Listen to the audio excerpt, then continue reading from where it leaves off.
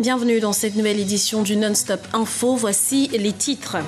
Le Cameroun célèbre ce mardi 20 mai la fête de l'unité. Cette date marque la naissance de l'État unitaire et la fin du système fédéraliste.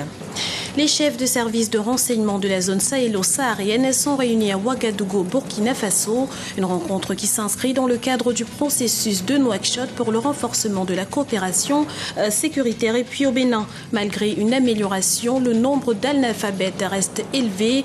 Pour tenter d'éradiquer ce fléau, de nombreuses initiatives sont entreprises par les autorités. 20 mai 1972, 20 mai 2014, le Cameroun célèbre ce mardi la 42e édition de la fête de l'unité placée sous le signe de la coopération, une thématique inspirée en partie par les derniers agissements de la secte islamiste Boko Haram. Et c'est une véritable démonstration de force que les autorités militaires entendent réaliser lors du défilé qui devrait bientôt débuter sur le boulevard du 20 mai. Une démonstration de force pour rassurer le peuple camerounais. On écoute à ce propos notre envoyé spécial sur place, Paul de Singoué. Ici à Yaoundé où je me trouve, on n'attend plus que le coup d'envoi des festivités. D'ailleurs, le boulevard du 20 mai, lieu de la cérémonie, est désormais interdit à la circulation depuis quelques jours. Comme chaque année, cette cérémonie sera présidée par le chef de l'État en personne, le président Paul Biya, de retour dans la capitale depuis dimanche soir.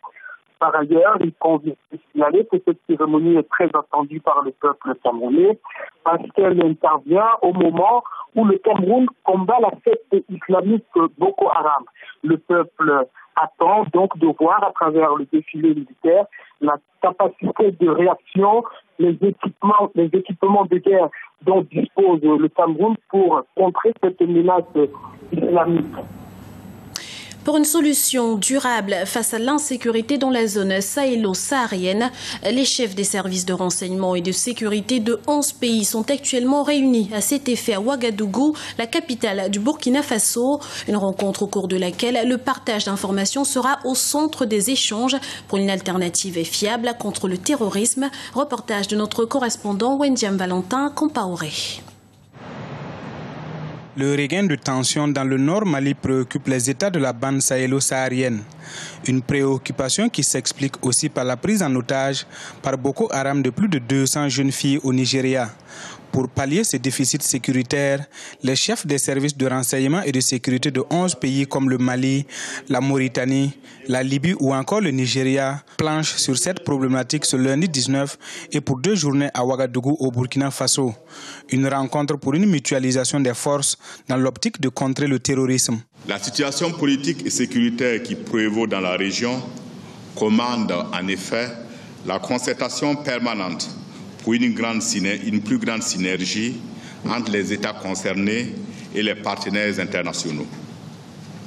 Les évolutions en cours au Mali, en Libye et au Nigeria sonnent comme un signal pour rappeler que la tâche est ardue et qu'elle est loin d'être achevée. À Niamey, l'appel avait été lancé aux États membres de l'Union africaine et aux partenaires internationaux pour leur contribution à la mise en œuvre effective de la stratégie pour le Sahel, en cohérence avec la stratégie globale de l'Union africaine que constitue l'agenda 2063. Une région du continent à la sécurité fébrile selon certains observateurs qui estiment que la solution à cette criminalité transfrontalière doit être continue et non ponctuelle. Je peux vous assurer que nous avons quand même concrètement réussi à établir des communications sécurisées entre tous les pays concernés pour l'échange de l'information.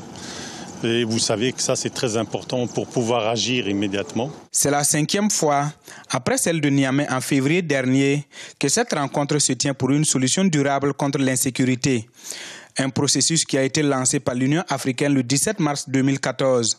Cette coopération des services de sécurité compte éradiquer le terrorisme et le grand banditisme dans cette partie de l'Afrique. Près de 600 millions d'habitants sont privés d'électricité sur le continent. Et c'est pour aborder la question que des spécialistes sont réunis à Abidjan cette semaine. Objectif, surmonter les obstacles au développement du secteur. Une urgence d'autant plus que ce nombre devrait augmenter d'ici 2030. Et outre la construction d'infrastructures, l'Africa Smart Grid ou réseau électrique intelligent est l'une des solutions envisagées pour pallier au déficit énergétique en Afrique. Le Bénin en guerre contre l'illettrisme qui constitue un frein au développement des zones rurales. En effet, outre la volonté du gouvernement de faire du pays un État sans analphabète, d'autres initiatives tout aussi louables les unes que les autres se multiplient pour dynamiser le secteur de l'éducation. Le point sur les dispositifs mis en place avec Aminata Diak. Vaincre l'illettrisme dans les zones rurales est devenu une priorité pour le gouvernement béninois. Le nombre de personnes alphabétisées est passé de 35 181 en 2012 à 12 290 en 2013. Des chiffres qui font réagir les autorités. Pour tenter d'éradiquer ce fléau, de nombreuses initiatives sont prises afin de permettre aux populations en milieu rural de se former aux langues locales ou au français. Il y a beaucoup de gens qui n'ont pas eu assez d'aller à l'école.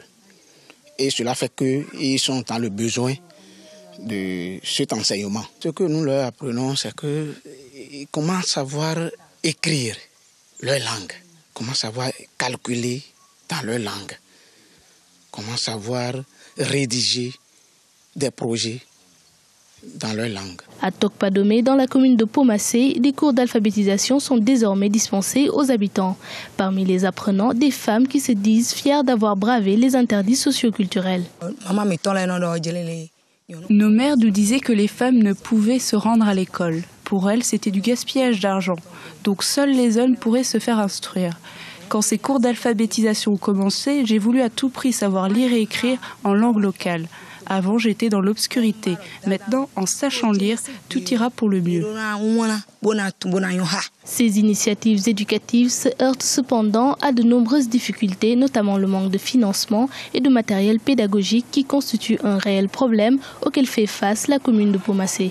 La commune aussi n'a pas cette capacité financière de subventionner ou bien d'appuyer l'alphabétisation. Il faudrait qu'en dehors des documents de culture générale, il faut que la bibliothèque soit renforcée en matière de documentation qui sont en vigueur.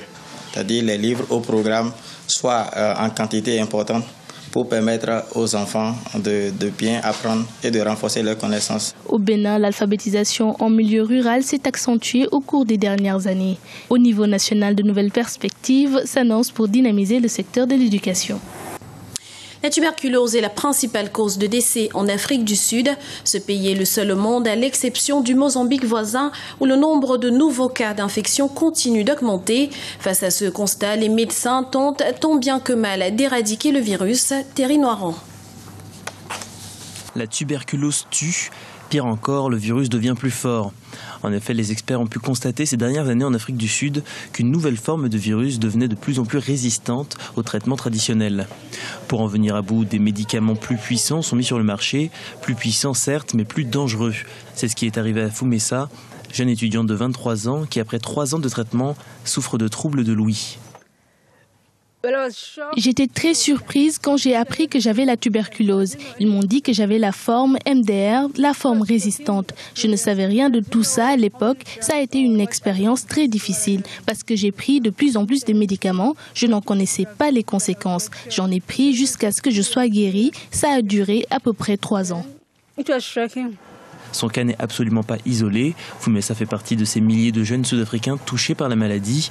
De plus, même si l'Organisation mondiale de la santé ne reconnaît pas la forme MDR, Multi-Drug Resistant, comme une forme de tuberculose, les médecins et les chercheurs locaux sont formels. Il y a la forme MDR qui résiste à multiples formes de médicaments et nous avons également fait face plusieurs fois au TDR, Total Drug Resistant. Il s'agit d'une forme que nous n'avions encore jamais rencontrée et qui est incurable. Ces termes ne sont pas officiels car pas reconnus par l'OMS mais sont bien réels. Afin de lutter contre la maladie de manière efficace, des militants souhaitent que l'OMS se rende sur place afin de voir ces nouvelles formes et apporte son aide. L'organisme a récemment estimé le nombre de victimes de la tuberculose à 8 millions. C'était le journal de la rédaction. Nous vous remercions pour votre fidélité. Retrouvez dans un instant une nouvelle édition du Non-Stop Info sur Africa 24.